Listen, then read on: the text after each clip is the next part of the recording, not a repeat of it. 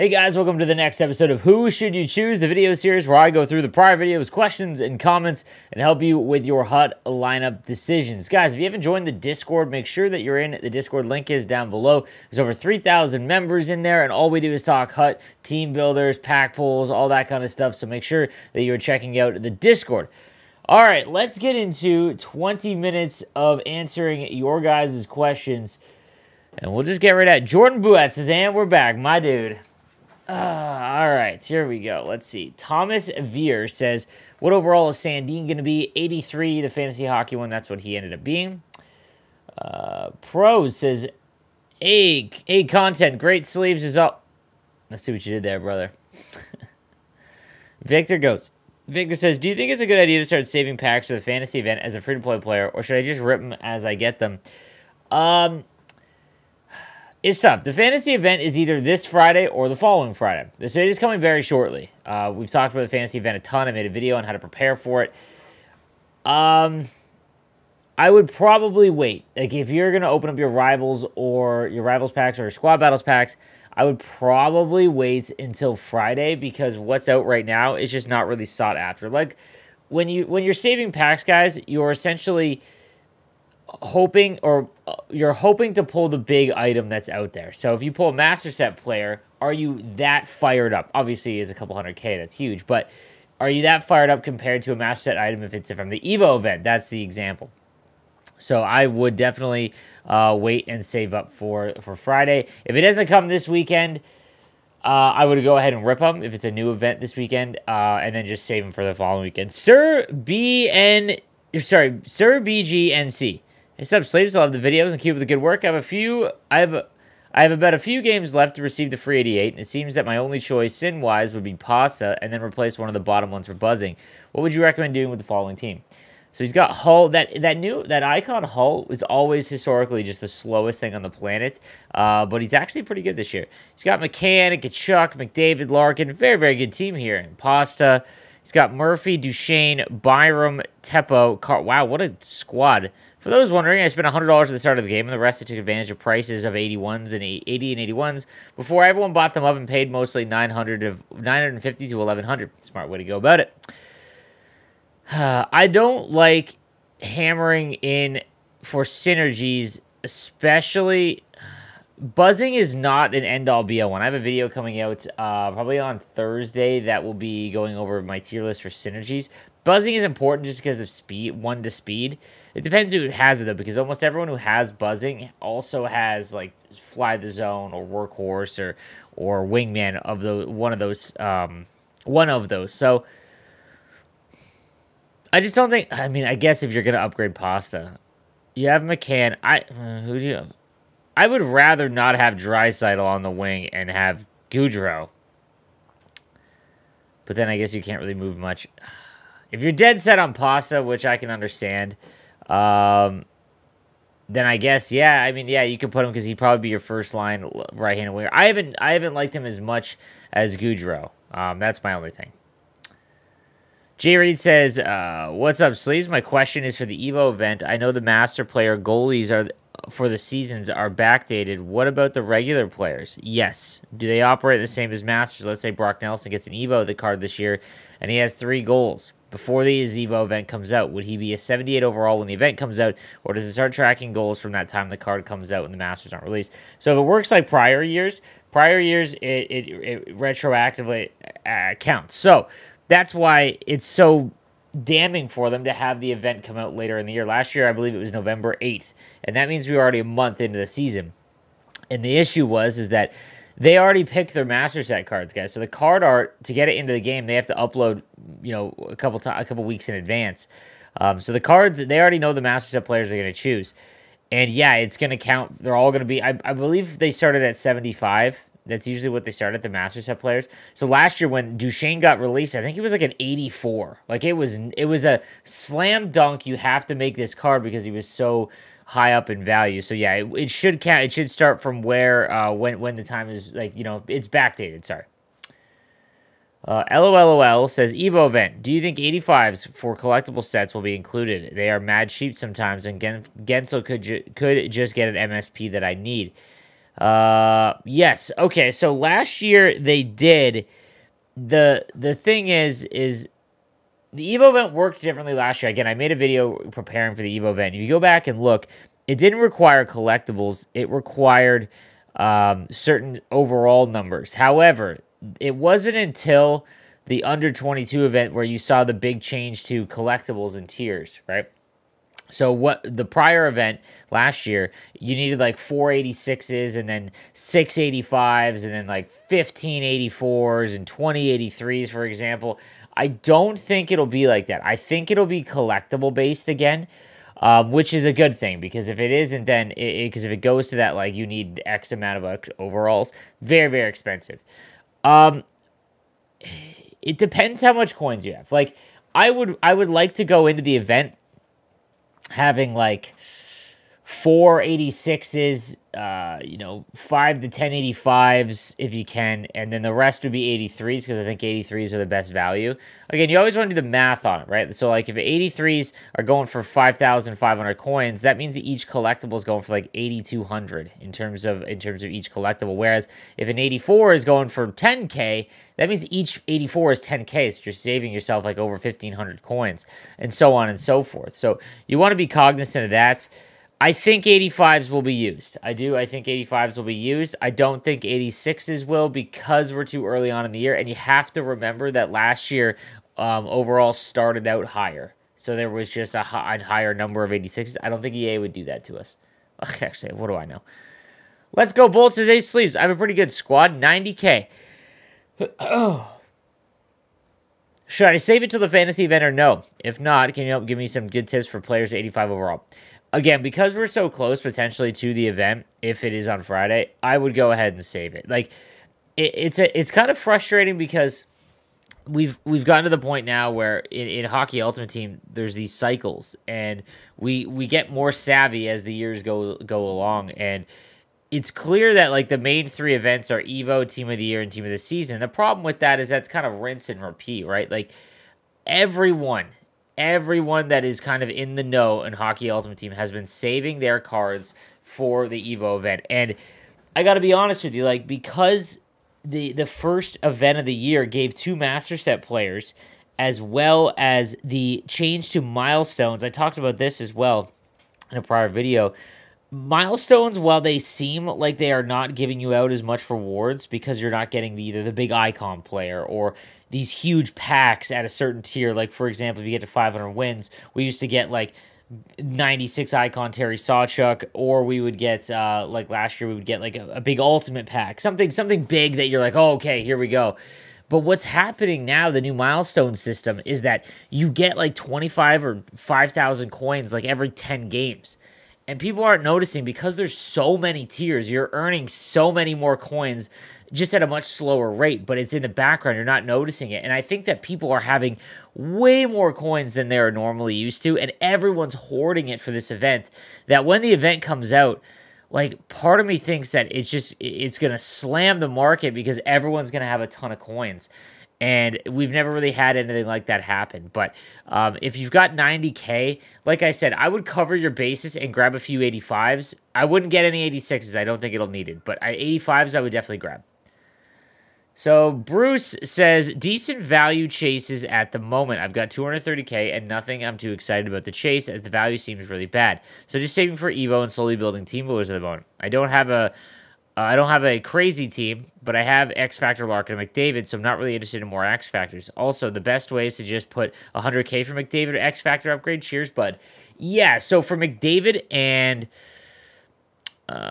McKinnon's going to come down because he's very close to 100K.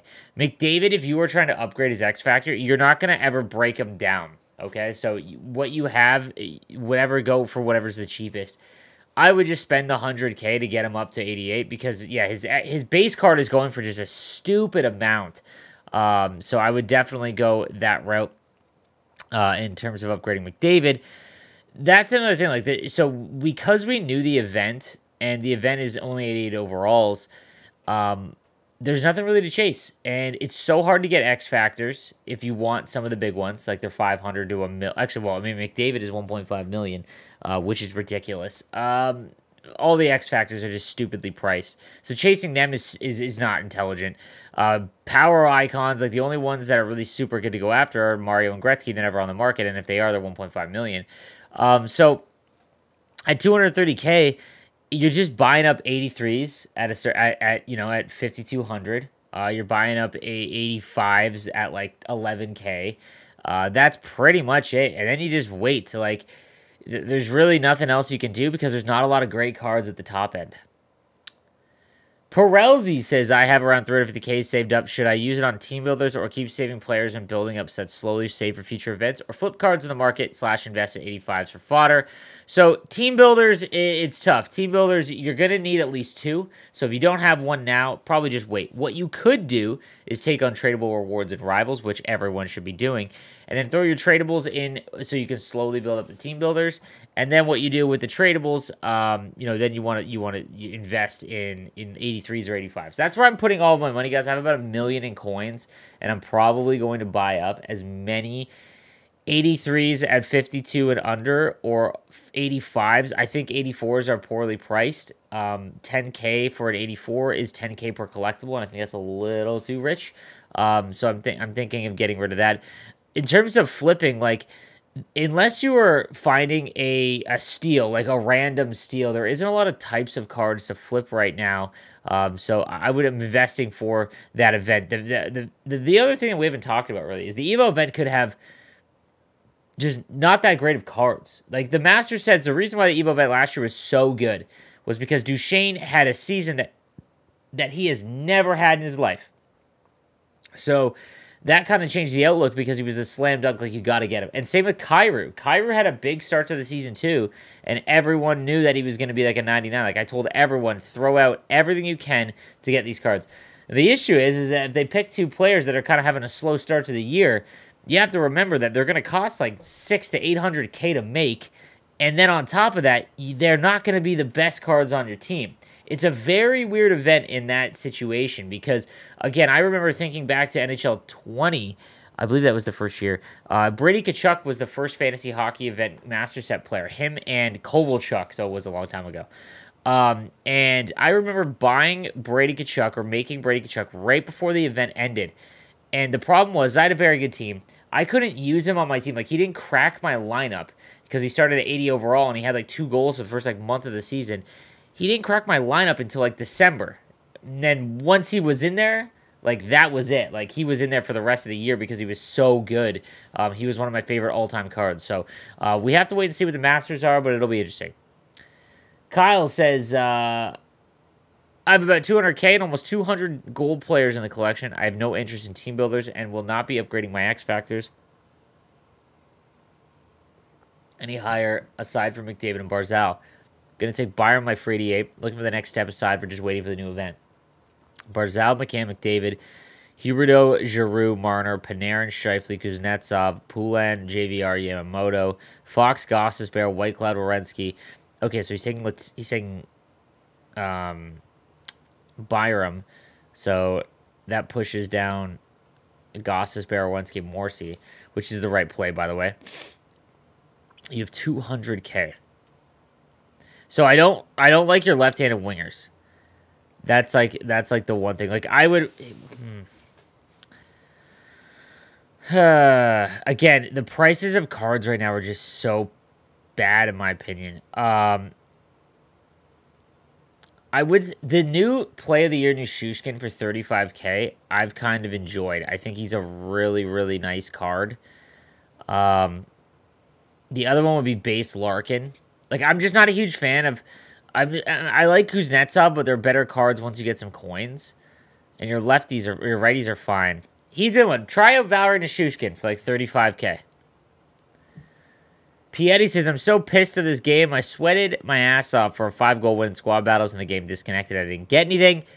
Guys, I've been pretty vocal. It's pretty unacceptable, the amount of bugs and things in this game. It is not a finished product, and we paid full price for it. Well, you guys did. I got the game, but I'm a consumer too. Like, I put money into my God Squad. I invest time in my whole career, essentially, into the game, and it is not a finished product. I don't want to say it's the worst NHL ever, because 15 literally exists. But I've as a content creator, as a full-time content creator, I enjoy the game play, like when it works. The issue is I've never experienced anything like this in terms of bugs. Like I said, it is just not a finished product. We've got Chartier says, "Hey Slaves, thanks for your dedication. You are the best NHL YouTuber out there." I appreciate that. I don't agree. I think there's lots of other great NHL YouTubers. You've got a quick question here. He's got 1.7 in coins. Hello, and a pretty good team. This year, I don't want to invest too much in untradeable cards, so I'm asking you what the best solution is. There is my team. I'm also planning to get 88 Byram for the free MSP, and I use the free collectibles from the challenge for upgrading McCann to 88. I upgraded Goudreau because he is so good. I agree. Goudreau is amazing. Okay, he's got McKinnon, Gretzky, McDavid, Barzal, McCann, Goudreau, Stamkos, Crosby, Kane, Kuznetsov, Hall, Duchesne, Makar, Hedman. Okay, what the best thing to do about not taking untradables is I'm trying to get this across because like you'd be buying MSPs. So what I would do, so the Spotlight MSPs, let's pretend you wanted Goudreau and you didn't want to upgrade him, right? You got to do the math on him. So I think it takes 16, right? So it takes 16 collectibles to make Johnny Gaudreau, okay? Let me do the math quickly here.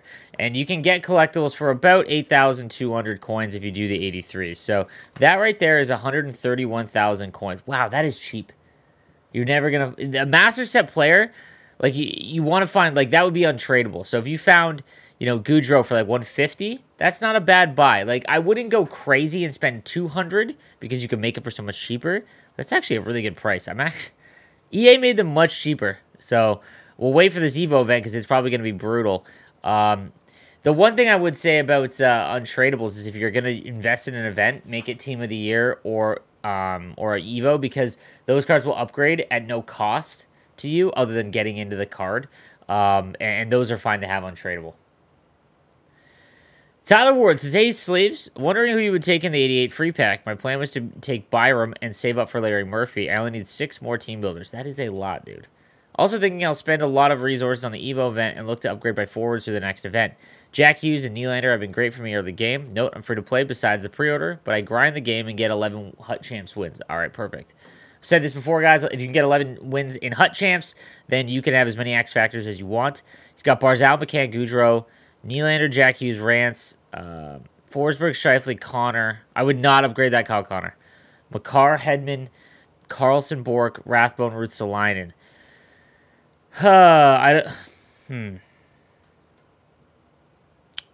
It's very weird with this Ray Bork because I would say try and get like Duchesne.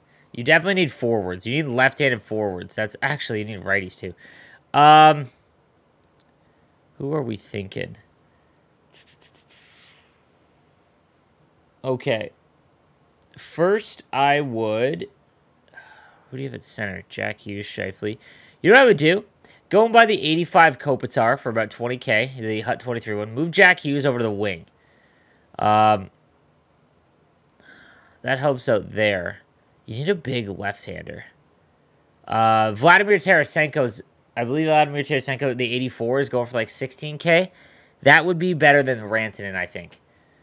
Other than that, with 180,000 coins, the value is just not there. There's not a lot of great cards that you could fit in that price. Like you can get McKinnon. McKinnon's base card wouldn't be bad for you. But there's a lot of other great right-handers that, you know, that you'll save up for more than likely. Like X-Factor Stamkos if you were to do an X-Factor trading pack.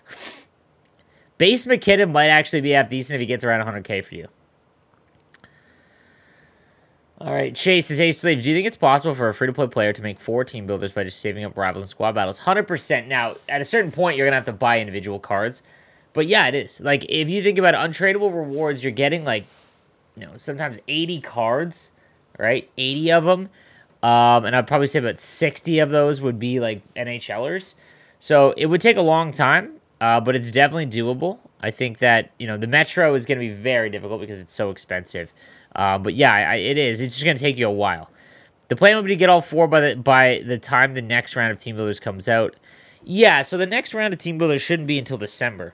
With the way my team currently looks, which of them would you prioritize? He's got Conacher, Zegers, Forsberg. Conacher. Huh. DeBrincat, McCann, Larkin, Ranton, and Howard, Zibanejad, McKinnis, Niedermeyer, Whitecloud, Hughes, Parayko, Salo. All right, so for you, I would... Man, you have good lefties. I can't believe I'm going to say this. Owen Nolan. It's... Larry Murphy, Owen Nolan, Kachuk, and Duchesne. Those would be my picks for you. If you're, in case you're, oh, perfect. In case you're wondering why Charlie Connick's first line is because he is insanely good for whatever reason. His stats look terrible, but at a point, he's at a point in game and rivals, and he leads my team in goals. That's wild. Okay, I love hearing stuff like that. Jake goes, that's like Matt Grizzly. If you watch my No Money Spent series, my series, he's 81 overall. For whatever reason, he just scores a ton, and his defense is incredible.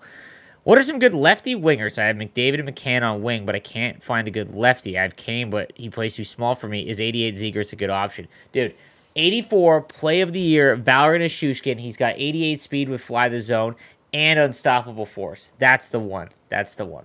All right, guys, that is going to do it for me. Thank you guys for watching. Make sure you leave your comments down below. And if you are trying to get your question answered, the best way to do it, be subscribed with notifications on so you don't miss the next episode of this. Thank you guys for watching. I'll see you next time. Have a good one.